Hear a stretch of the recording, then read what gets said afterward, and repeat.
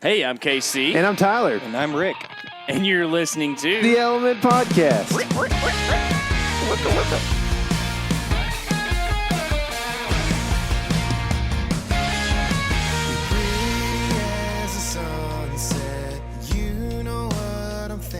Slick Rick. Rick's on the podcast. What's up, guys? On? Woods people, we're glad you're here.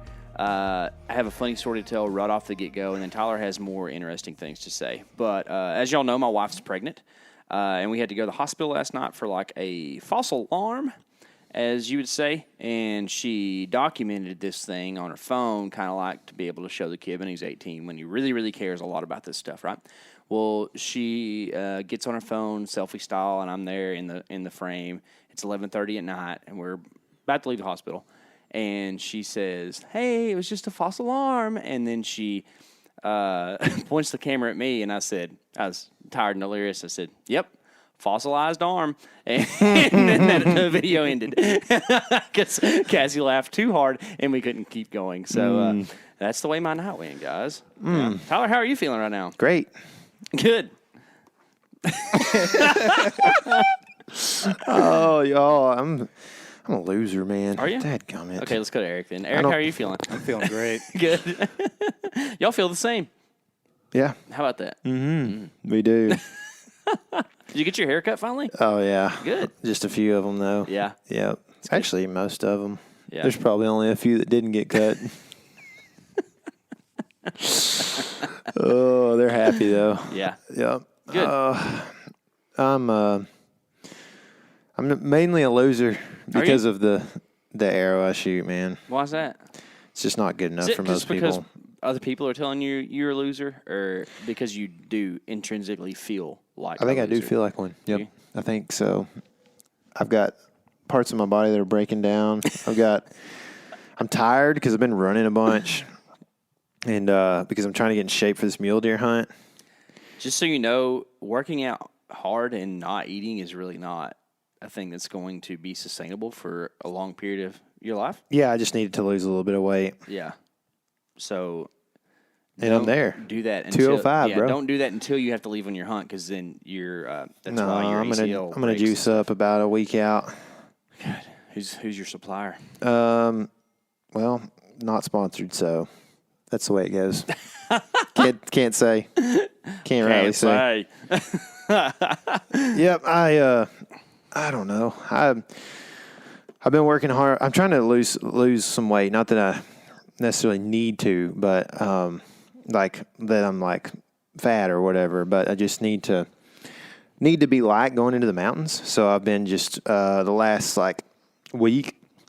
I was doing 16-hour fast for a couple of months, and then the last week I was kind of plateaued out. Like what ends up happening is on a 16-hour fast, I can lose weight, but when I go to when you live in the South, you celebrate something like every weekend if you got a meemaw that you know.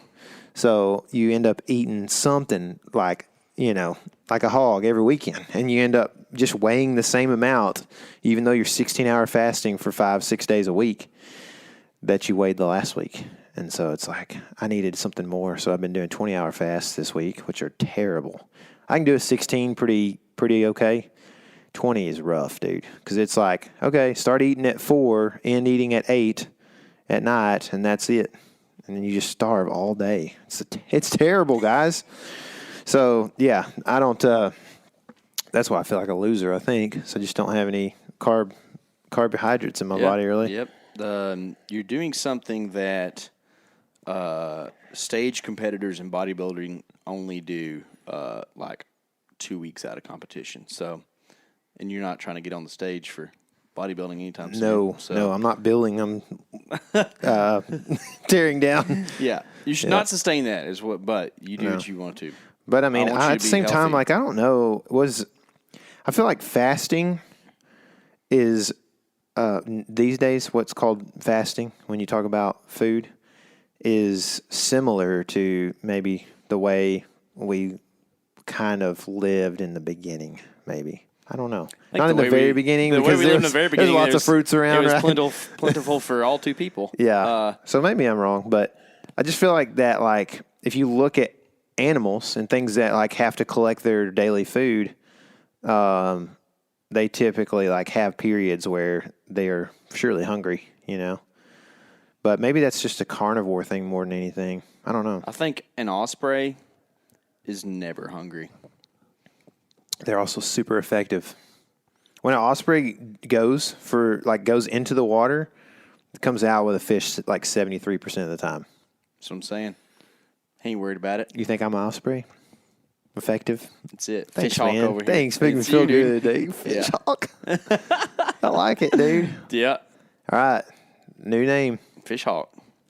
You ever thought about this? Like some people in sports get their own, like they get a name naturally, and some people have to create a name. If at least I think. Yeah. Where did Dr. J get his name from? Eric might know this. I know. That's a little before my time. Do you know the answer? I don't. Okay. I just feel like that would be something that, like, that's not just like he just comes up, like, it's not just something just like, oh, let's call him Dr. J. Like, he probably came up with it, right? His name's Julius, right? Julius Irving, yeah. Yeah, that's it. Right? Well, yeah, but you don't just go, oh, Dr. J, whatever. Like, I don't know. I just feel like that was not a natural coming of a name. I don't know. I don't know either. But, I think it's like MJ, that's natural, right? That's easy. Michael Jordan, Yeah. MJ. Yeah. Like, I mean, but The doctor part is kind of confusing too. yeah. Yeah. I don't know either. I mean, because doctor's not a basketball term, really, Like if he was Is he the first if he was Hookshot J or something like that, then that might make sense. Because Sky J. Dre was Dr. Dre, right? Mm-hmm. But it's rapping, Yeah. which I know nothing about. You don't say. But so at some point in time, it became a thing to call someone Doctor whatever as like the like nickname, cool thing to do, right? So Dr. Pepper. yeah. Well, that's the thing. Is it from Dr. Pepper? That's where I was getting to, was because Dr. Pepper. I mean, we can look it up, but that's old, right? Yeah. That's not something that happened in the 70s. It like happened in the 40s or 30s or even before then. So was it a transition of like, oh, Dr. Pepper's a drink. I'm Dr. J, the Maybe. basketball man. Yeah, maybe. I don't know. But it's the same point. Like if you're saying I'm Dr. J, he's creating his own nickname. Yeah. How do you feel about creating your own nickname? I'm not really that big of a fan unless, Turtle Man probably created his own nickname. Yeah. He's a pretty cool dude. It's pretty cool. I'm kind of with you. Like I don't love it, but I love nicknaming people. Yeah. That's one of my favorite things to do. Can you tell the story? The Aaron Canada story? Oh, I can. Yeah. Okay. So there was this. I got a good buddy. He nicknames everybody, and they stick. Yeah. I got a couple stories actually. One of them's real quick. That we ran a studio together for a little bit after I got out of college and got my first house. We ran out of my house, and this band of young dudes comes in, and they're wanting to record some kind of hardcore progressive type music, and it was two dudes that were friends. They were like 17 or something, and then they had this little brother who was like 13. And he was pretty round. You know what I mean? Like he was a round dude. Mm-hmm. And he was kind of just a good old redneck East Texas kind of goofball, but, funny. Everybody loved him. Aaron started calling him Pooter. And that dude friended me a couple of years back on Facebook, and his name is Pooter on Facebook, dude. Straight up named him. But the other story is hilarious, at least to me. I may be wrong, but Aaron, we played football together in high school, and I think my sophomore year, we got a new coaching staff, and we had this kid who was, he had some mental issues, but everybody liked him, and he was like he was special, I guess, to say it that like lightly, I guess, but like we still like all liked him or whatever, but his name was Dustin Killingsworth. And his name was spelled Dustan. And so that's how you spell Dustin for his name or whatever. So anyway, like when this new coaching staff comes in, we had, I had to put we had to put our names on our helmets in athletic tape. You write on the athletic tape, put it on your helmet. That way the new coaching staff knows you. And so, I put T. Jones or whatever I put, and or Jones probably at the time. And so, we had this guy named Larry Moore. He put L. Moore. So Elmer was his name for forever, But he was a good football player. But anyway, so Dustin writes his name on his helmet or his tape, puts it on his helmet. And we're all sitting around in the locker room just cutting up like 16, 17-year-old boys do. And Aaron looks over and it says Dustin, Dustan, K, Killingsworth. And Aaron goes, "Do stank." I love it. Oh, my gosh, dude. And what's hilarious is, from that point on, everybody called him Do Stank, and he answered to it. It was just his nickname was Do Stank. Oh, Do Stank. And he didn't stink, you know what I mean? But he went by Do Stank. So he played baseball and stuff too, and would be on the outfield or something, in practice, and people would just naturally call him Do Stank. I'm not sure the coaches didn't call him Do Stank. I mean, it was good. He named him. Named your brother. That's cool. Well, let me ask you this: since you're talking about the naming of nicknames and all that stuff, do you think that Troy gave himself the nickname Ranch Fairy, or do you think that came about? Someone will know. Yeah, someone will know. This is where emails will start coming in, I'm sure. But actually, yeah. I mean, I don't know. That's a good question. I would assume so. Yeah. Because I don't know that there's a lot of nicknaming going on in the hunting space. Well, I think one of the things that happens with nicknames is that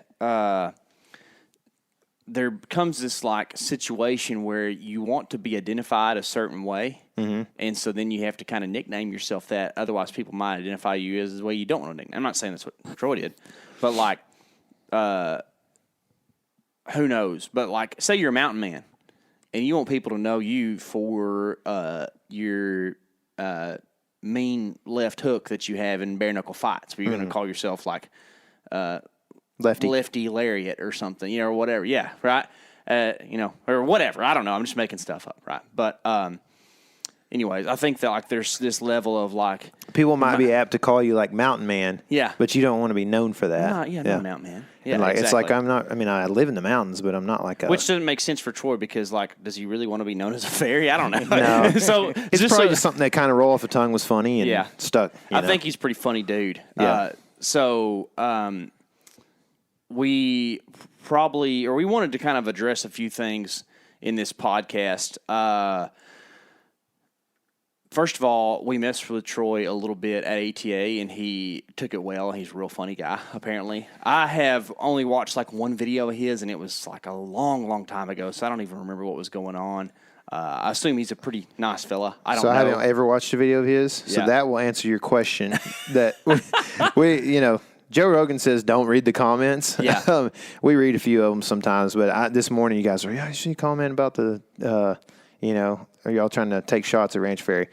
Haven't watched his videos. I don't know what y'all are talking about. No. I don't have think a clue. That in a polarized world, we have to do what we can to diminish the polarization. Yeah. I talked about this with Jason Muchigamba last night. Gummit, man. Look at y'all. Yep. So, it's okay for people to disagree on stuff, but not, hate each other and think the other person is stupid. Dude, and that's a weird thing because I personally, if I hear something about somebody that sometimes, it's different than me, I have the same thoughts. I'm like, that person must be, I thought they wouldn't be crazy, but they are for sure. Exactly. So I'm trying to, I also, not always like that, but certain things. There are some things when you hear that opinion about that person, you're like, okay, they're crazy. And that's okay because there are certain things that are crazy, right? Yeah. But there's a lot of middle ground though. Yeah, sure. So we will keep calling him Ranch Fairy, even though his name is Troy. And Hunting Public, THP, they're grouped into this too because they hang out with him some. I think that they just like to travel around, kill deer, and they don't really have too many passionate opinions about things. But they do talk about stuff, kind of like we do. Got to say something, right? Yeah, that's right. Yeah. They're always going to force you to say something. That's the way it goes. Got to say something. But so and Tyler and I have a different opinion on this. Eric, we were talking about earlier, is still trying to formulate his opinions on these things. where as far as like arrow weights and FOC and broadhead choice and all that stuff, Tyler and I will be a little bit different. We hate each other's guts, of course, and that is why, because we choose different arrows. No, it's not that. It's funny, but it's true with some people. It is, man. It is true. Like, let's calm down here, guys.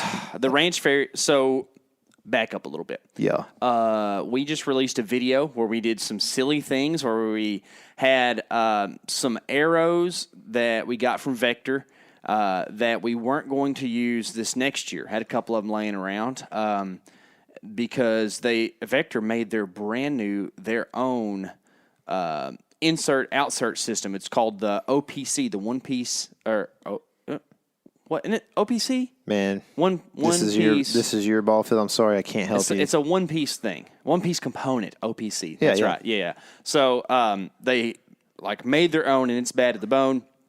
The arrows we had the old components on them, so we're like, well, we aren't going to be able to use those. Let's put some broadheads on them and shoot them into metal and see what happens, right? So guys, it was 95 degrees. We were hot. It's like nothing better to do. You know what I mean? Yeah. And I had a blast, honestly. It was probably the funnest thing that we've done all summer. Yeah. Except for, the first day of beast mode where I had to walk with 40 pounds on my back in the rain. That was pretty fun. It was slightly funner. Yep. But so we went to On Target. They are the coolest shop around, and they had a bunch of broadheads laying around that were just kind of like in the throwaway box because they didn't spin right or something like that. And we had some that were been through animals or whatever. And we're like, okay, let's strap all these on, shoot them into metal, and see what happens. Because we're going to film it in super slow-mo because it's going to be a lot of fun. I know I owe $5. It's fine. The point of this was not to be super-duper scientific masters and evaluate how everything comes out. But instead, the point was just to, people might want to watch this. Who doesn't want to shoot arrows into something solid and watch them destroy, Dude, right? I mean, that's the thing. That's what Brett said. Yeah. Are there people out there that want to see that? Then Absolutely. Yes. And you know what? I wanted to see it. If I was making videos for myself, I would probably wouldn't be able to do that just to make them for fun because I can't even play guitar for fun anymore. Okay, and B, if I was making videos just for myself, I would probably make like one video for the whole season. And guess what? Nobody would care what I think about some certain little 2-year-old buck that I think is going to be good in a few years. You know what I mean? Like, Yeah. So at some point, like we do stuff when people ask us or want to see something particular. Then I'm like, okay, let's do that. I mean, these people are, giving us the opportunity to do something we love, and we had fun doing that. We had already done a bunch of stuff that day, and we're real tired and hot, and I was like rejuvenated in that moment. Like I was ready Found to rock. some shade. Yep. Went over and started destroying things. And it's just cool, man. Like everybody wants to see a broadhead like go into steel and blow up. Man, in slow motion. Exactly. I mean, But the point of that is it's not like over-the-top scientific, let's evaluate, because we all know you're not hunting a 1-inch piece of steel, which that thing was like 70 pounds. Like it was a real deal, big old hunk of metal. barely got it over there. Yeah. Tyler and I both had to work really hard at getting it there. I think maybe you and him carried it over the first time. We used I got a dolly cart. A dolly. Oh, that's right. Like we couldn't both carry it. Oh, you and I tried to carry it and couldn't get it done. Yeah. It was also awkwardly shaped. Yeah. So it was kind of tough. But there is like you take a couple steps back, there is this thing where it's like stress testing of anything that you do. Like I used to operate in the mattress world, as weird as that sounds, and they would stress test mattresses, and it's like equivalent of 100 years of use and see what happens to the mattress whenever you do that stress test. Or you do stress test on, like, say, a fly rod where they bend it until it breaks, right, to see where the weak points are. Same thing with this broadhead test. Like, we're not going to shoot steel, but it does actually show you where the first weak point, the initial weak point of that broadhead is. And I think that's kind of neat. It's kind of neat to know. Will the soft aluminum ferruled razor blade broadheads kill a deer? Absolutely. Killed my first deer with it. They're awesome, right? So it's not like trashing on something because it doesn't perform well on that test. It's just kind of more of like, hey, this is what happened when you shot steel with it. Yeah. And it was fun. And we filmed it in slow-mo. There were sparks flying. It was cool. K.C., Yes, Tyler. is it acceptable to have fun while hunting? No, actually. Or should we all Depends just be on real stiff? who's doing the acceptance, you know? Anyway, so we're saying all this. A lot of people liked watching this video so far. And we're just saying this because there's been a few stuffy fogies that have made some comments. And so we're just addressing the fact that we made a video for fun and we didn't add any scientific information. Did you talk about Ashby one time in that video? No, I didn't talk about Ashby. Well, I did say I don't plan for Plan B that much. I just try to make sure that Plan A works really good, which is like a thing that Troy talks about. Ranch Fairy talks about Plan B all the time. It's a thing that he does. And that's not me like taking a super hard dig at him, throwing punches through the internet. That's just me having a different opinion than what he does. And he kills stuff. I kill stuff. It's going to be fine, guys. You know, like it's okay. Like you said, we also have different opinions. Yes, you and I do for sure. So, and hang out And you every know what? day. Also, our different opinions are grounded in personal experiences that are real. Yep. And also, you and I are physically built different in a lot of ways. That's exactly right. And that means that what fits you perfectly does not fit me perfectly. And that is okay. There were people that showed up. Okay, there was a guy that showed up to our meetup this weekend that sat around and talked to us forever. Super nice guy that clowned on, I think on the video, about me shooting mechanicals. And it's like, this guy spent money and time to come hang out with us at the meetup, likes what we do. I liked him. When he left, I was like, that's a cool dude. I told you that. And he clowned on the mechanical thing, and I'm like, it's okay to have different opinions. Yeah. You know what I mean? Yeah. It's okay. Like, he still thinks that what we're doing is cool, and I still think that what he's doing cool because he showed me some of his pictures and stuff. You know, I what he's appreciate doing. him clowning on the mechanicals, too. Yeah, You know, like, dude. I like some clowning, bro. Yeah. You know? We are clowns. That's right. That's what we do. That's why Eric called himself Rick in the beginning of this podcast. That's right. Just clowning around. Yeah, it's right? okay to have fun, y'all. Like, let's just not take it too seriously. I mean, obviously it is serious, but but we get to do something that's really cool. If we get to go hunting, we get to do something that like a giant portion of the entire world does not get to do. Right? Giant portion. Giant. Like, this is going to sound weird, but one of the main things that keeps me a U.S. citizen is the fact that we have an abundance of wildlife and things to hunt here, including especially whitetail deer. Yeah. Like, there's a lot of places in the world that would be actually pretty cool to live and have fairly free governments for what that's worth, but they don't have whitetails. Dude. They don't have elk. I talked to a taxi driver on the Yucatan Peninsula, and he was telling me about deer down there. And I asked him about hunting. Same deal. Asked about the guy in Cabo about hunting, and they're just like freaked out to think that you could even do that.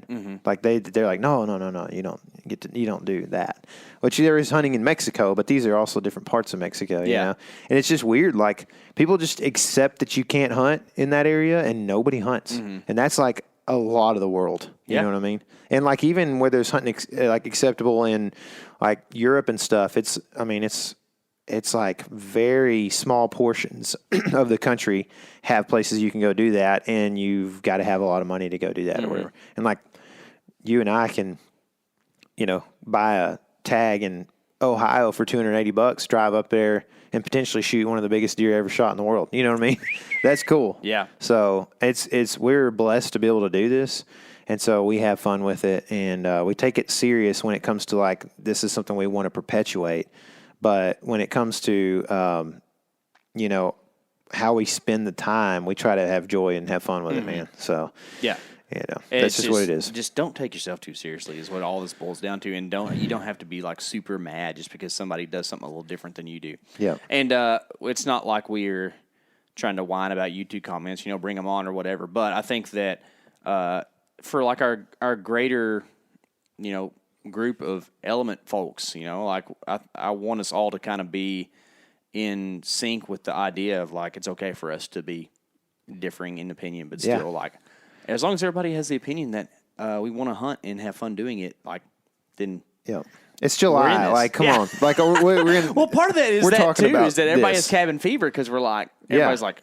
Broadheads, arrows, because they just need to get out. And then once they realize that, it's November 7th and we're all out hunting, shooting deer, everybody's like back cool again. I talked to one of my friends. She's an older lady at church the other day, and I said, you know what? People up north, they have cabin fever in the winter. Mm-hmm. We got cabin fever right now. Guarantee you.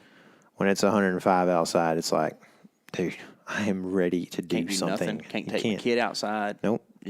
It's bad, dude. Yeah. No reason to garden because it's burnt. Burnt, dead. Can't even go to the driving range because any point in time the sun is up, it's too hot to go out there and hit golf balls. Seed oils. Yeah. Exactly. Get burnt. I got some positive feedback on the seed oils commentary the other day. Yeah. Where was that? Did I see this? It was on Instagram messages or something.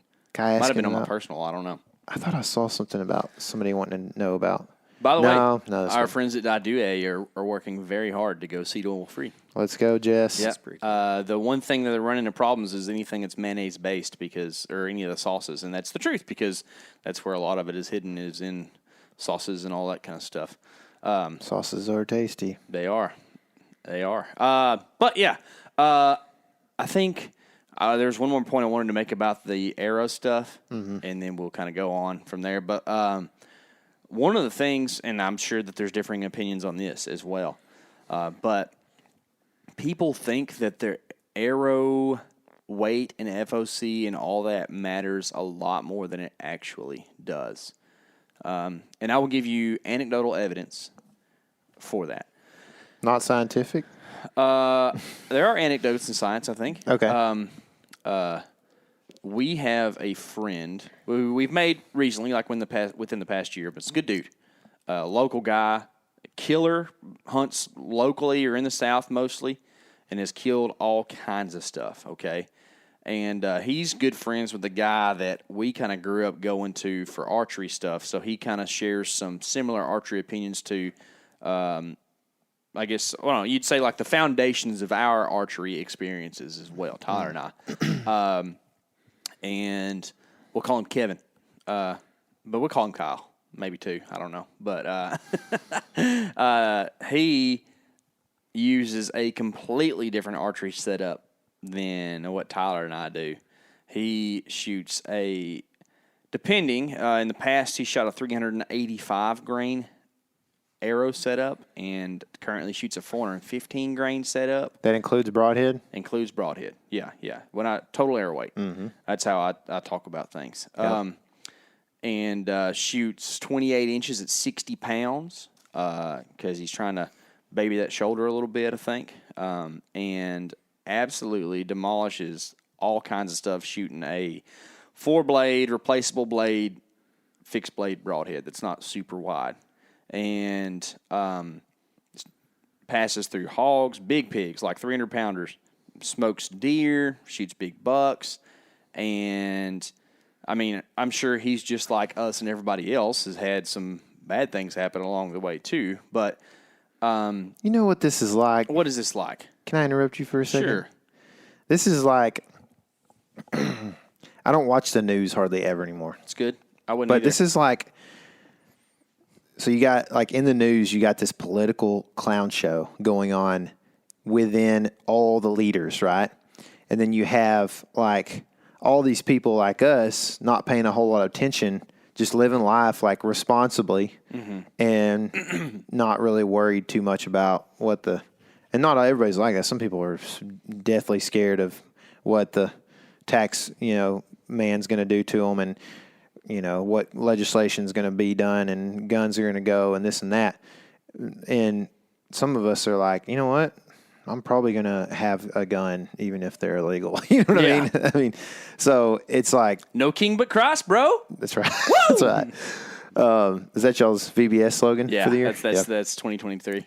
So anyway, but at the top, there's this like, he said, she said clown show going on of like, this is the worst and that's the best. And I feel like that's what we're in right now. Like you and I are part of the clown show of people going like in the hunting space that are like, oh, 800 grains. And y'all can't see my puppet hand over here. And then there's these people over here that are like, oh, but you don't really need that. We're compound shooters. Yeah. We're trad shooters. We do need 800 pound grains. And so you got like these people that are just back and forth, always worried about it. And then you have like the people who are worried about what's in the news that are like, oh, these guys are they're going to, destroy my way of living because they're talking about a light arrow or something, or they're trashing on cut-on contact broadheads or whatever. And, then you have this other level, which is the people who aren't really paying too much attention to the news, which is the Kevin Kyles of the world, right? And they just go out and just shoot stuff. Yeah, He's like, I'm lot of fun doing it. It's like, there's a guy on one side of the political spectrum who's like, I'm just going to have a gun even if they outlaw him. And then there's the Kevin Kyle who's on the end of the spectrum underneath the hunting side of things. That's like, I'm probably just going to shoot whatever I can keep killing things with, And I feel like I trust that guy a lot. Yeah. You know what I mean? That dude just goes and just kills things and doesn't worry too much about what the mouthpieces are saying. Proof is in the pudding, as they say. Yeah. Yeah. I like to fancy myself as the Ron Paul of the hunting space. Yeah. Yeah. Just Not Rand? Not Rand's fine, but Ron is the man. Yeah. Just advocate for freedom for everyone to do what they see fit, as long as it is not hurting me or taking my property. So that's where I'm at. Yeah. And that's why it's cool that Kevin Kyle shoots the arrow setup that he does. He's got a neat little tactic too behind it. He climbs to a certain height in his tree and sets his single pin at 25 yards and can put that pin on anything from 32 yards and in and kill it every He time. said he can shoot inside a duct tape roll or whatever. Yeah, that's a country unit of measurement. Yeah, I it can is. keep him inside a duct tape roll, anything in between that. And then also last year he killed a really big buck on public land that he shot at 47 and thought it was a lot closer than that and still killed it when he used his 25-yard pin on it. He misjudged about 12 yards. Yeah, Right? yeah, he thought it was 35 and ended up being 47. Still killed So it. he probably shot a little bit high, but not quite that high. But You know still what? killed it.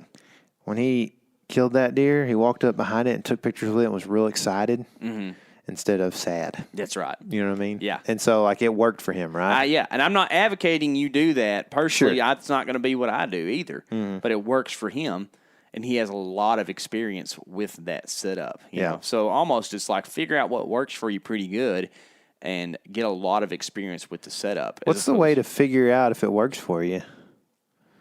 Use it. Yeah. Go shoot, right? Yeah. Go shoot at animals. I mean, it's, I don't know. There's just no way for you to be a new hunter and not go out and probably mess something up at some point in the next few years. You know what I mean? That's just like the way it is. Eric, first buck you ever shot at, what happened? I didn't find it. Yeah. That's what happens. That is what happens. Like, you can't get around it, right? And like, you were on the ground, and then you were like, you know what? I need to get a saddle. And now you hunt out of a cruiser saddle, right? And then last year, you were a very dedicated camera guy for us, and we very much appreciate it, and hung in a saddle a whole lot with us and got very comfortable with it. And then you went back home, hunted out of a saddle by yourself as a hunter, and what'd you learn then? Well, a buck came in front of me about 12 yards, and I kind of got all tangled up in my saddle, trying to just draw my bow back, and just learned not to do it that way. Yeah, exactly, right? So it takes experience, right? You climbed up the tree in your cruiser by yourself, set up on where a buck was going to be, which was sick, right? Yeah. But I think that then you end up figuring out that, like, you needed to position yourself on a different side of the tree because you had to take. You're a lefty, so it's kind of weird for me to explain. Yeah, right? what I did was I went over my bridge to draw, and that was just a big no-no. What I should have done is, try to spin back to try to get that, I don't know what you call it, but behind shot kind of thing. Yeah, like the 6 o'clock shot or whatever. Yeah. yeah, and that's the thing though, like this is like, it's important because it's the life and death of an animal, right? And potentially the wounding of an animal. And that's something we deal with and don't like. But it's something that when you're learning to hunt, you're probably going to encounter, and you want to try not to do that. The most, you want to be the most effective you can be. You want to kill the things the quickest and the best that you can. You don't want to wound something. But you are going to have that happen sometimes. And if you're bow hunting, and if you really hate wounding something so much that you don't want to give bow hunting a few years to learn how to do that, or what arrow setup to use, or what broadhead to use, or whatever, then you probably should just pick up a deer rifle. I mean, that's or what you should do. shotgun. I know a lot of states don't let rifle hunting happen. Dude, I've seen some videos where slugs put them down. Yeah. You know, like it's a lot of super force. effective. Yeah. Yes. Yeah. So, I mean, that's what I want to say about that. Is like, you know what? If you choose bow hunting, it's awesome. It's rewarding. It is so cool to be close. It's so cool to shoot them with a stick that comes off your string. But in the end, we are somewhat toying with the fact that there's a much better chance of wounding that animal, especially early in your quote-unquote career of bow hunting, than there is with a gun that's a rifle, like a high-powered rifle. It's or a thing that fish and game departments do all the time. They assume that archery hunters will be less lethal. They also assume for more wound loss whenever they're giving out tags for draw units, right? Yeah. So, like, for instance, I'm going to make up numbers, but there might be 10 rifle tags for a elk hunt in Colorado. And they're assuming that 50% of those guys are going to shoot and kill their animals. Well, they might give out 100 archery tags for the same unit and assume that only 20% of those guys are going to get a shot off, and about a quarter of that 20% is going to not find the animal. You know, I'm making these numbers up. Everybody listening, I didn't look at that stuff, but I know that is like a general synopsis of what they actually do. So it's like a thing that exists. Yeah. And this is not going to be fun for people to hear, think about, and see, and there's going to be differing opinions on this. But I'm going to tell you something today. It doesn't really matter what your arrow setup is. It doesn't, because dang, dude, overall, bold. I know, it is a bold statement. Overall, energy is the same, no matter what arrow, no matter what broadhead, definitely no matter what FOC you have, right? Your energy will stay the same no matter if you shoot a 800 grain arrow, a 550 grain arrow, or a 380 grain arrow out of that bow.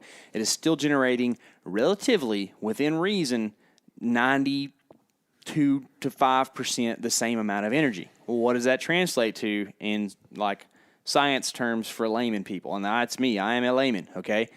What that means is that you have the same potential for damage or exertion of energy, or output, as probably the best scientific word, of energy, no matter what the arrow weight is. So we translate that to hunting. You can do the same amount of damage to a deer no matter what the arrow weight is, and it all depends on the bow you shoot, which is wild, okay? Now, momentum I'm a believer in. I think momentum is an effective tool, and that does change depending on your arrow setup and all that. But that's why you want to be as close to 600 grains as you can. Me personally, Yeah. yes. And you just pulled that out because I'd said it, not because that is the ideal thing. That's what you want. That's yes. what I like. I think I'm like a 560 kind of guy, but it just depends also. Like,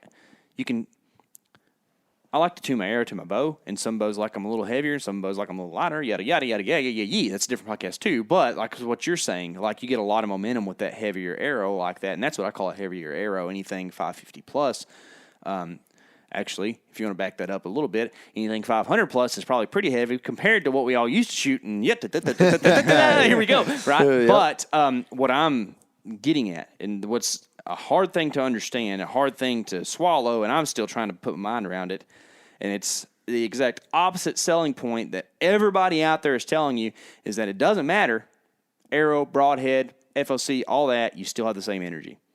The time I learned this is I was a 430 grain arrow type guy for a long time because that's just what my bow shot when I went to the bow shop. Well, the first time I started listening to people and trying to like up that up a little bit and have a more lethal setup, I went out and bought some arrows on my own and built them and all that, and they ended up being 470 grain arrows after I did all that. I was like, oh, sweet, these things are heavier. They're going to punch them. And then Richard put it on the calculator, same energy number as the old arrows. What is going on? You know, I didn't have a clue. I'm not a physicist or even, an amateur one, and then you start figuring out, like, it doesn't matter. So if you want to shoot a high-energy setup, you got to get a high-energy bow. If you're shooting a bow that you made that's a long bow, it's going to have low energy. What are you going to do with that information? I don't know. That's up for you to decide. I'm not going to tell you because I don't shoot that. I shoot a high-energy bow. Yep. And with that high-energy bow, I can shoot a fairly heavy arrow at high speeds and still put a mechanical on it and get pass-throughs. Punching through shoulders and everything. And I like that. Yeah. And that's my answer. There you go. You know what I think? What do you think, Eric? I think for a lot of guys, it's really hard for people to blame themselves. And they want to find as much excuse as possible of why they didn't kill that deer. I think you're right. I think you're right, man. Absolutely. It's like, and honestly, like, sometimes you make a great shot and the deer still, you just don't find it or it doesn't die or whatever. You know what I mean? Like, yeah.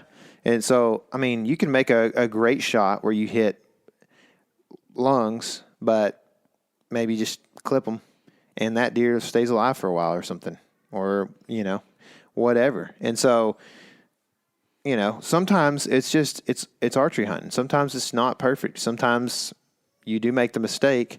And like you said, like, sometimes people might need to come to grips with the fact that, like, man, I'm not as good as I wish I was. How do I fix that? Well, I started looking on the internet for how to be a better archer, and I see some video about a heavy arrow or something, or a lighter arrow or whatever. Like, and all of a sudden I'm thinking, oh, well, that's why. And it's like, well, maybe. And I think we should always strive to be better. I think it's why we listen to podcasts. That's why we make podcasts. We want to help people, but to an extent, getting out in your yard and shooting as much as possible, and then getting out in the woods and shooting stuff. Here's the deal. You know what? If you like hunting so much that you are willing to listen to these podcasts a bunch, you ought to be hunting more than 5 days a year. Yep. You ought to be. Like, hunting should be a lifestyle, honestly.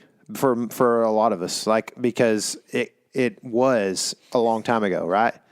Like, it was a thing that people did to get food. And so if you take it as something that provides food for you, that's one thing. And then, honestly, like, I love hunting. I love being outside. I don't want to, like, even though I have young kids and a wife, like, I don't want to just hunt 5 days a year. You know what I mean? I want to get out there a couple days. If I just say it's me just being a normal, blue collar, just worker kind of guy, and not some guy that, like, has a podcast and YouTube channel. Like, I want to still be out there some in October. I'd like to go elk hunting most years, and I would like to spend, 5 days in the rut going. I mean, dude, we had no money, and I had a kid, and we were not doing anything.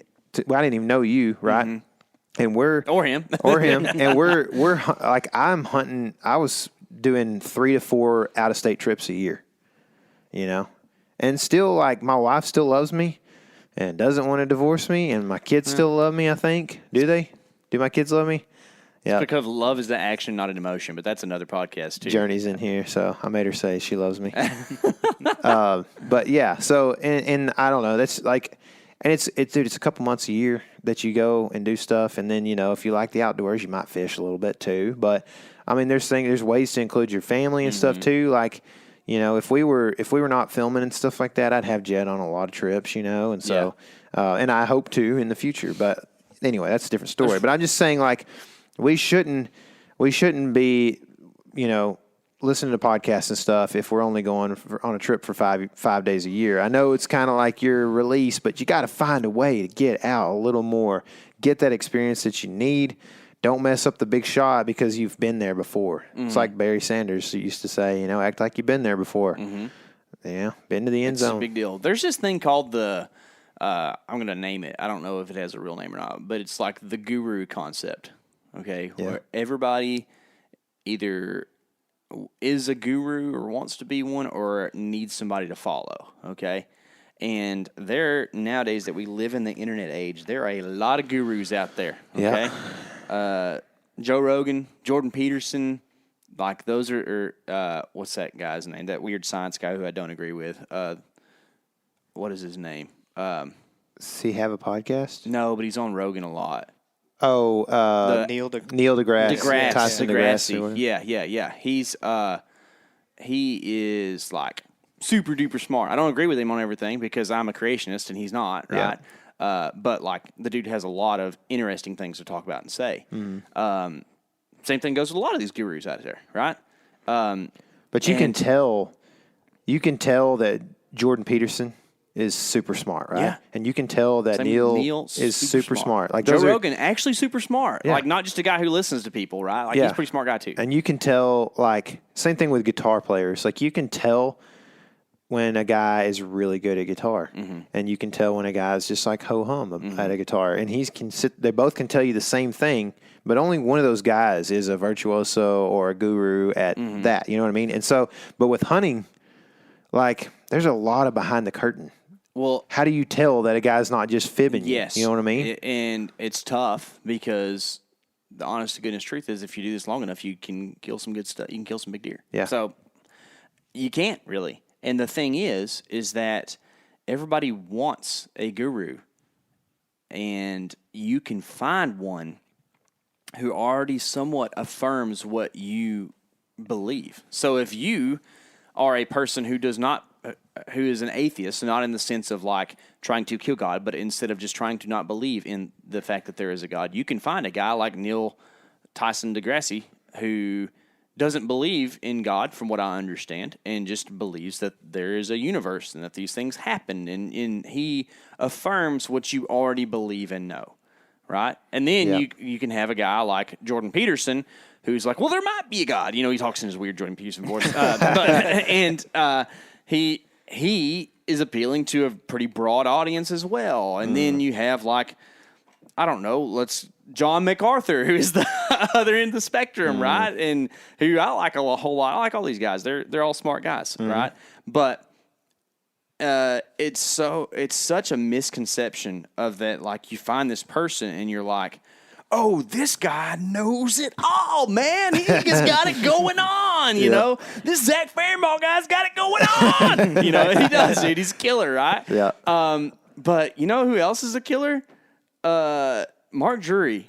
And him and Zach Fairmall don't really hunt a whole lot alike. Yeah. You know what I mean? But and the thing is, you're going to find someone that you identify with, that you can trust, and also kind of be like, I'm like that guy. Me and him are kind of alike. And then you're going to formulate this concept that like they're the best and the smartest, when really it's probably impossible to say who's the best and the smartest. Yeah, you know? Especially in hunting, man. You know, I came across a guru this morning, actually. Yeah.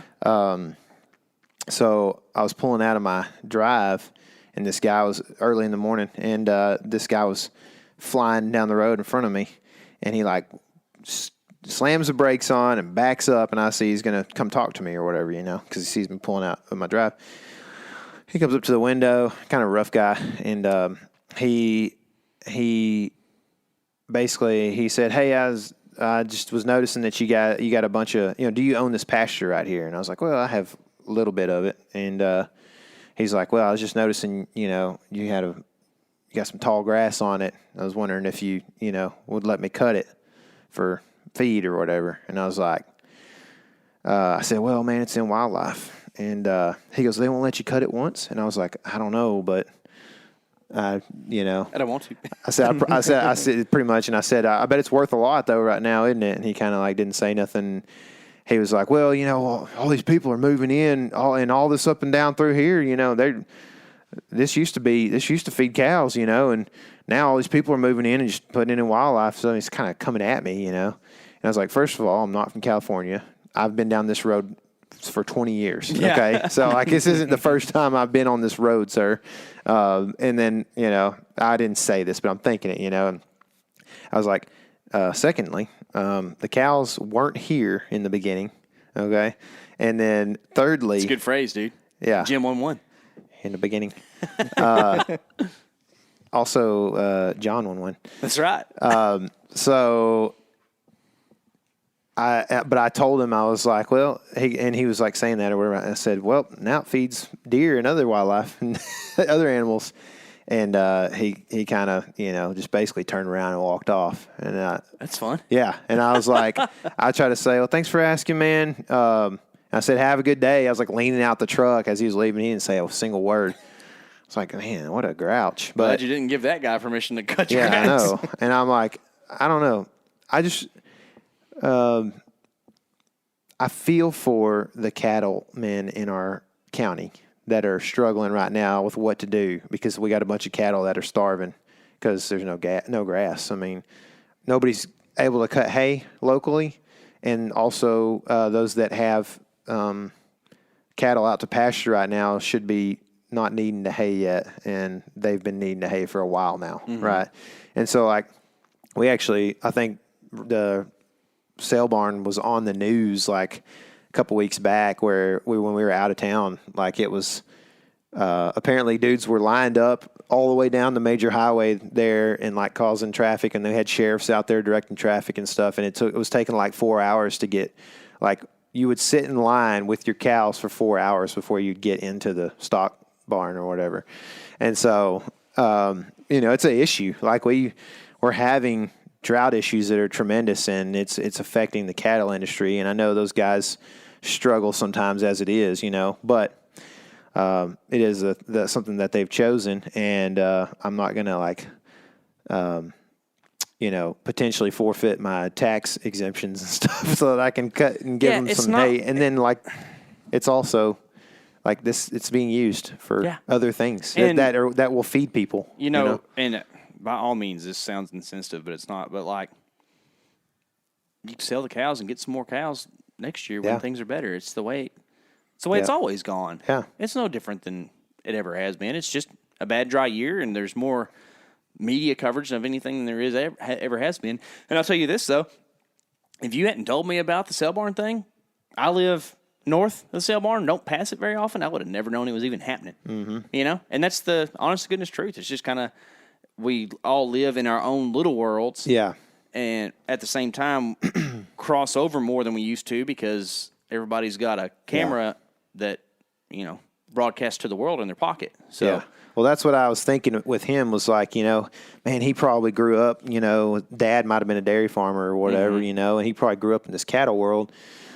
And so he has this, maybe he has this compassion, or maybe he's just trying to make a dollar. I don't know. But like, he kind of gave me a compassionate speech about, that deal. And I was like, but he was more passionate, not compassionate, because he's passionately trying to, accuse me of being the Californian that moved in and or the Dallasite that moved in and, created wildlife pasture instead of cattle feed. And I just wanted to be like, you know what, if we just had bison or if we just had deer, and everybody ate deer, then we wouldn't need that many cows. You know what I mean? It's I had the it doesn't matter thing with the arrows and stuff logo. That's right. It also doesn't matter. That's right. With cows or anything. Yep. God created a world that we live in that is suitable for us, that we are supposed to have dominion over. Yep. And the same amount of biomass can consume the same amount of biomass. Yes. We cannot do anything to change it. Yeah. Like, that is a very, to use a word that was used earlier off air, arrogant thing to think that you, a minor, depraved human, can actually do something to change the way things are. God had made this thing and it works fine, and we can't really have a lot of influence over it. So, just take a couple steps back. And that's the hard truth is that conservation doesn't matter. I said it on the podcast. Dang, I said it on the all podcast, kinds dude. of bold statements. It's true, dude. It's true. We can do some things, and the reason that we do conservation is to preserve the world, but we want to be able to continue to hunt. That's why we do conservation, and we want to make sure these deer are still around. But you know what? If we kill all the deer, something else is going to fill the niche. It might be plant matter. Maybe there's nothing to eat the stuff. But you know what? Whenever that happens, the deer come back, or the whatever fills the role. Wild cows, whatever it may be. Mm-hmm. I don't know. Yeah. No, You don't want to say I'm right because you're not No, sure about no. this. I mean, you are right about like what I'm trying to say is like what you're right about is there's a biomass that is created that is not growing, right? Yeah. That's why they always say, "Oh, land is good investment," because they're not making any more of it. Right. And it's like, well, they didn't make it in the first place, but they're definitely not making more of it. And there's only so much carbon on the earth. That's right. It can only so much stuff can consume so much stuff. Mm-hmm. And there's ebb and flow, right? It's like you all heard the propaganda about the wolf in Yellowstone and how it saved Yellowstone, right? And so, but to an extent, not that it saved Yellowstone, but to an extent, it is one of those things that like all this stuff doesn't live in harmony all the time. Mm-hmm. It ebbs and flows. So, they're going to put wolves in California, and then people are going to pretty much stop elk hunting because they can't find elk, and the wolves are going to kill all the elk, and then the wolves are going to start having trouble actually making a living, and they're going to maybe starve, and then to an extent, and they're going to struggle because times are not good for them, and they're not going to make it through the winter. And then when they start, not making it through the winter, then some of the elk are going to make it,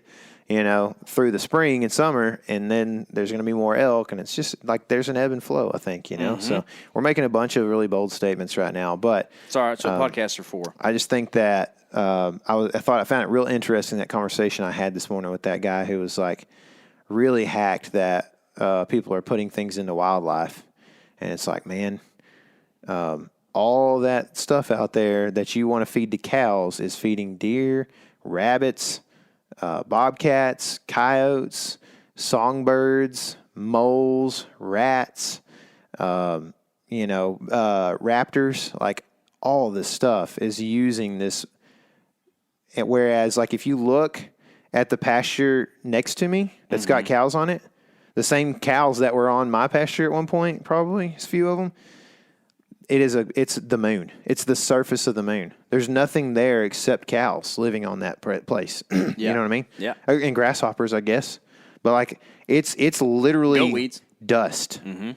And I don't know. They're the only thing they have out there that's higher than a couple inches, maybe 2 inches, is goat weeds because they won't eat them. And it's like, well, and guess what? The goat weeds thrive when they don't have the competition of blue stem and other things. Mm-hmm. And so on my property, the goat weeds are not overtaking things, and therefore not, even though they're not getting consumed by animals, they're not overtaken because they've got a plant matter and a biomass that same thing on my property. It's strange. When I first bought my land, one of the cattlemen that I know was like, "What are you going to do with that ground?" I was like, "Leave it as is." He's like, "It's going to be covered in goat weeds." It's like, "No, it's not." and the reason that this goes back to the same thing of like the biomass and this and that and the other is like, to an extent, sometimes, and I'm not, dude, he raises a lot of cows and does great with it. I'm not saying that, but like people create their own problems because the reason these pastures get overgrown with goat weeds is because you either graze them, shred them, or hay them once. Or down to the dirt, and then the only thing that can grow back is goat weeds because they're very, very drought resistant. Mm-hmm. And it's covered with goat weeds. There's no soil disturbance. There's no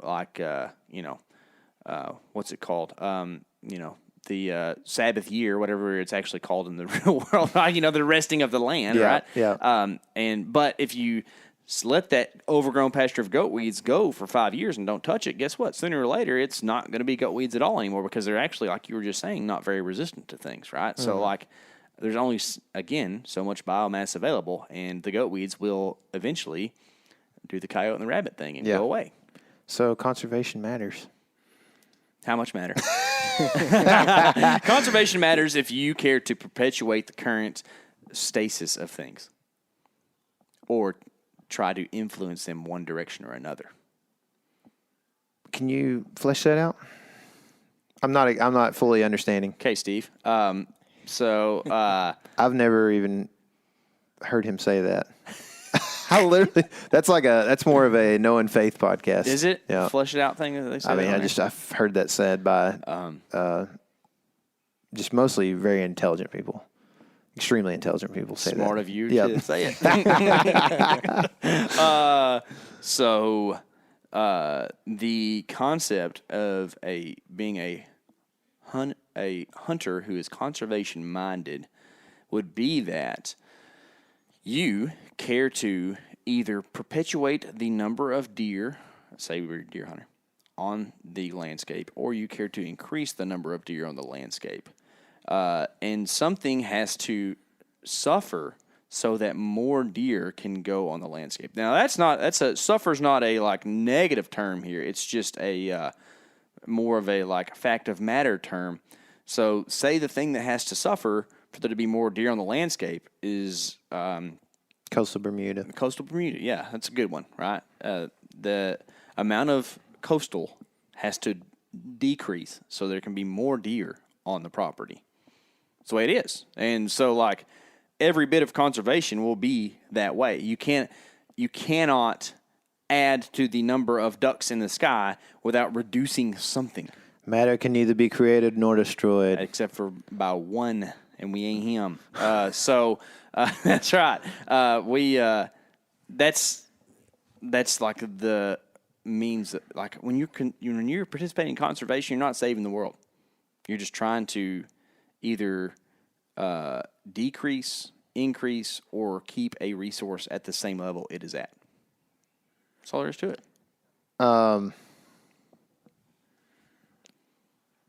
So what if you? But what I mean. Yeah, you're right. I'm just trying to. No, I'm not. No. Also, like, I think that I don't know. Maybe the term's wrong. You know, What? Maybe like conservation is which I guess if you're conserving something, then it is. But if you're trying to grow it, then it is a misnomer because you are to conserve something would be to like keep the stuff you have. You're conserving it. I guess if you're conserving matter, then you're technically conservationists. We're all conservationists because the law of conservation matter exists, right? So that works. Yeah, that's true. But why? So okay. So if you want to be a conservationist, should you put money into a conservation group, or what should you do, K.C.? Ooh, I am a big fan of the personal responsibility conservationist. Go out, take initiative, do the things that you can within your own means to create a more wildlife, assuming conservation is related to wildlife-friendly environment and practices, right? So, like, if you know that, this is so relative, right? But, like, say, like Lake Fork, where we live, for instance, didn't used to have many sand bass, and now it has a whole lot of sand bass. And sand bass, from all accounts, are not great for overall lake health, especially if you're a largemouth bass fan.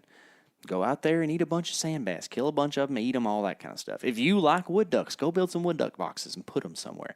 If you like songbirds, don't shred your pastures in the spring. Let your pastures go until June. That way they can perpetuate. Like, that's the way that, like, big things get done. Because, you know, whenever you start putting money places, money gets consumed. It's like the law of conservation of money does not exist because money leaks out into other avenues, right? So, for instance, say you want to give money for conservation. So you give to the Wildlife Foundation. Who knows if that exists? Sorry if it does. I'm not trying to offend them, right? Well, guess what? When you give money to the Wildlife Foundation has a secretary, and I'm just going to throw it kind of weird. You know, guys can be secretaries, right? He also has a family to feed, and it's good to support people and families, okay? So let's go a different way. Maybe this secretary,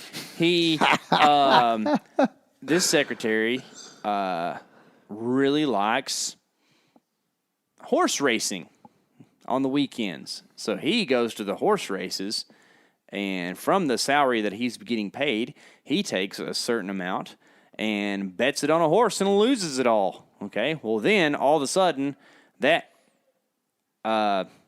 $2,000 that in some way had been fundraised for conservation, paid this guy's salary, and then he spends it on a horse gamble and loses all the money. Well, then now that money is no longer in conservation anymore. He has every right and prerogative to do that, but you have every right and prerogative to do what you think is best with your dollar to help conserve and produce wildlife. So would you say that basically so you're saying that whatever you value, that's what you should try to conserve, basically? Unless your values are wrong. Yeah. And that's kind of weird, right? But you get what I'm saying there. I'm just saying a lot of guys value the Florida largemouth bass. Uh-huh. How do you feel about the conservation of that species? It's weird. First of all, it's state funded. Yep. So state's taking dollars out of your pocket, distributing them in a lot of different places they shouldn't go, and using a little bit of that to make sure that there are largemouth bass across the landscape. And you know why they do it? Not because people... Generates money. Yes, not because people value the largemouth bass, but because their value then in turn has an economic value because people will travel and go and do and spend so that they can catch largemouth bass, right? Which that is similar to the story, from what I understand, that's saved big game in North America. That's right. It had a value. It had a value. Strange. Yeah. It's very weird. So what if you don't value big game? Are you wrong? No, you're not wrong, but I think that here, the important thing to do is that if you value something and you value it for good reason, you should share said value with other people and try to increase the shared values among more people. That way it perpetuates the thing you care about. So true conservation probably has nothing to do with money. It is trying to share the care, if we can make a little cheesy rhyme, right? Mm-hmm. So the way, say I care a whole lot about fig trees, because I do. Y'all know that about me, right? Mm-hmm. And I want more people around here to have figs. Well, I gave you a fig tree, mm-hmm. right?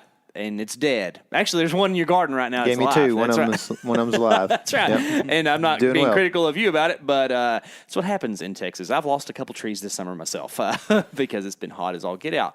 But the way you share that care is to, make sure somebody else starts to develop a care for that thing. Like once you start getting figs off that thing, you are going to want to dry them because you like dried figs better than you do fresh figs. But like then you're like, oh, interesting. I like these too. Hey, I have kids. Maybe they'll grow up liking them too. Eric likes them now, right? Like, yeah, exactly. It's the thing that perpetuates. So like sharing the care of it is probably the biggest part of conservation. What if you care about coastal Bermuda? Then you can try to share said care, but that doesn't mean I'm going to start to identify with the same care that you have.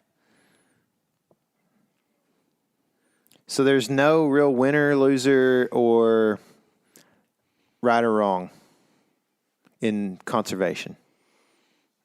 But it depends on what you're trying to conserve. Because maybe somebody's involved in coastal Bermuda conservation, and there might be a need for coastal Bermuda conservation because coastal Bermuda does exist in some natural form somewhere, maybe not in Tifton 85, but, which is just going to be a sport of original Bermuda grass, coastal Bermuda, right? Like, I'm sure somewhere coastal Bermuda belongs and needs to be there because it's a part of soil conservation in that area or whatever it might be.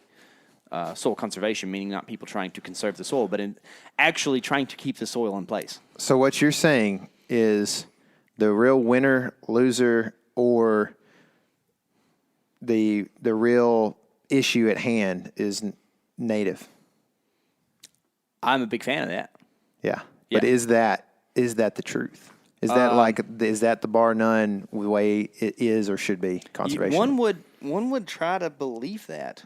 However, this is where my faith comes into things, and that's going to change things and make people just have different opinions in general. Personally, I believe that the best thing to do is for us to have dominion over the earth, and then for us to take that responsibility very heavily and try to do what we think is best. Now, in that, you're going to have different opinions, and that's where things get kind of dicey, and I don't have a great answer for you. Yeah, there's not really a lot of biological guidance there in that, It's like, I mean, I feel as if more than anything, it's like food-based is the way that Dominion is best played out. Or is it's the most accurate way that it is described, like directions are described for us. It's so like, we should, and I'm all favor of this, but like we should all just manage for as many Gulf shrimp as possible. That way, because they're the most efficient food. Yeah, they're also the tastiest. Yeah, tastiest. So, yeah. Yeah, no, I just feel like that, like, you see fruit trees as part of Scripture. So, like, fruit trees are important. Yeah, the fig. The figs are native to, like, Arabia only, but they, like, dominate the Mediterranean food landscape. Yeah. And, like, it's almost like God made them to be spread. Yeah. Because they work so good in that climate, in that habitat. Mm-hmm. Yeah. Yeah. I don't know. I just feel like that if you were looking at it from that direction, like, it just seems like there's not a whole lot of, like, well, you shouldn't, plant non-native things in different parts of the world. It's more, from what I gather, it just seems like it's like, well, it's a good thing to have a lot of fruit trees. And it's a good thing to have a lot of fish in your seas. Let's take old Oncorhynchus. You know who Oncorhynchus is? Oncorhynchus? Yeah, I'm probably mispronouncing Sounds like Chris Crinkle. That is the Chris rainbow trout. Okay. That's the species. I don't remember what the genus is. But anyways, rainbow trout. I don't want to talk about this. Is fishing better or worse because rainbow trout are no longer limited to the West Coast drainages? It's better. It's better. Yeah. However, whenever you are up in a cutthroat stream in Colorado and you catch a rainbow trout, do you want to rock check that rainbow trout? And eat it? Yes. Yes. So, like, it's strange because it's so multifaceted that we don't know the right answer. I think there's an aspect of, like, for a lot of us that's like, man, this cutthroat has, like, it's like it was when it was first put here. Like, it's like it was. That's the cool part of it. But I don't know. I think that's a reminder that we're small. Yeah. You know what I mean? But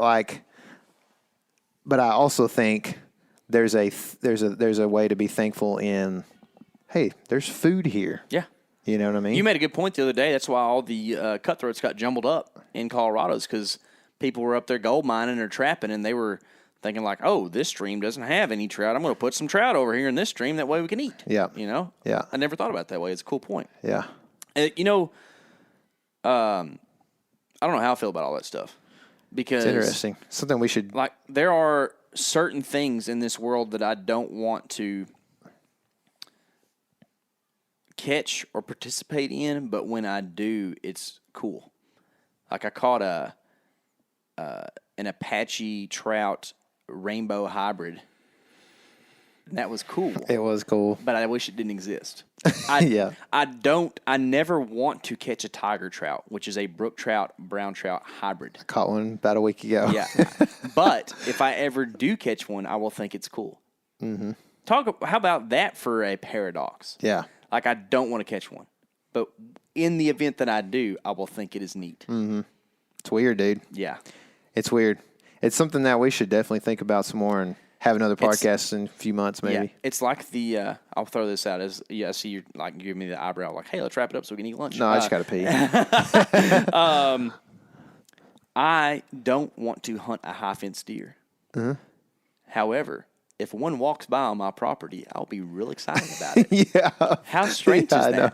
That is, wasn't there like a record killed like last year or something that was potentially, I think it was proven that it was a high-fence deer at some point. There's 2 instances of that last year in different situations. That's weird. I think one was the person was like innocent and like not aware of it even being a thing, and the other one was like something foul play Set up. Yeah. Yep. It's interesting, man. Mm-hmm.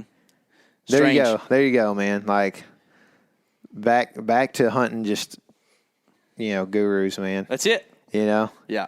You can shoot the biggest deer ever and hide it all, and may or may not be found out. Mm-hmm. And deer may or may not have even been a pet at some point. That's right. Dominion. Yeah. It all ties in. That's dude. right.